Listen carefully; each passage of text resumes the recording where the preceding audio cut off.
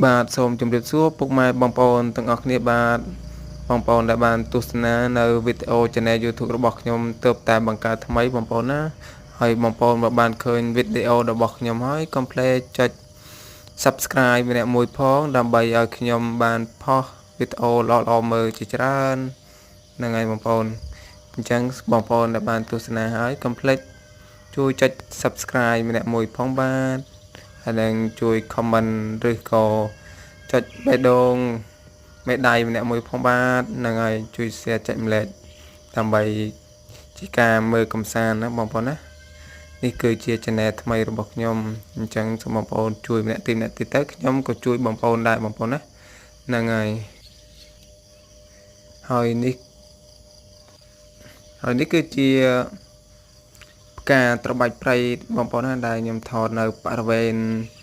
ហ្នឹងហើយបរិវេណព្រះវិហារនៅក្នុងវត្តទីធ្លាវត្តហ្នឹងហើយបងប្អូន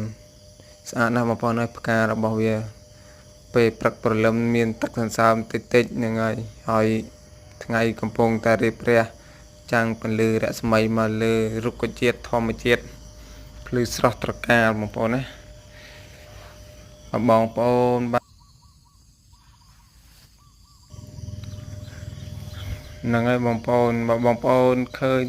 ទេសភាពស្អាតបងប្អូនគួរតែថតនៅវីដេអូទុកដើម្បីជាផុសជាការកំសាន្តជាចំណៃភ្នែកចំណៃអារម្មណ៍របស់ពុកម៉ែបងប្អូនសម្បីតែខ្ញុំសម្បីតែបងប្អូនក៏ជួយចិត្តមើលដែរទស្សនភាពដែលស្អាតនេះគឺជាបរិវេណរបស់វត្តរបស់ខ្ញុំដែលខ្ញុំធ្វើការនៅទីនេះបងប្អូនណានោះគឺជាព្រះវិហារបងប្អូនណា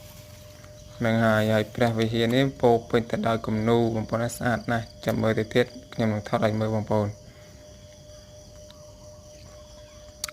បាទនេះគឺជាចម្លាក់ស្នាដៃកូនខ្មែរគឺចម្លាក់របស់ខ្ញុំផ្ទាល់បងប្អូនណានេះគឺជាគំនូរអប្សរា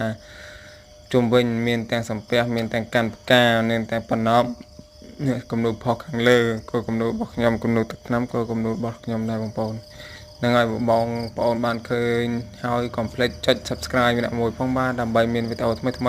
ហើយបងប្អូនបានឃើញទៀតហ្នឹងហើយវត្តនេះគឺទីតាំងនៅខាងស្រុកវិមុតបងប្អូនណាហើយវានៅលើភ្នំគេហៅថាវត្តទួលព្រះវិហារហ្នឹងហើយឃុំចំក្រវៀនស្រុកវិមុតខេត្តត្បូងឃ្មុំបាយអរគុណច្រើន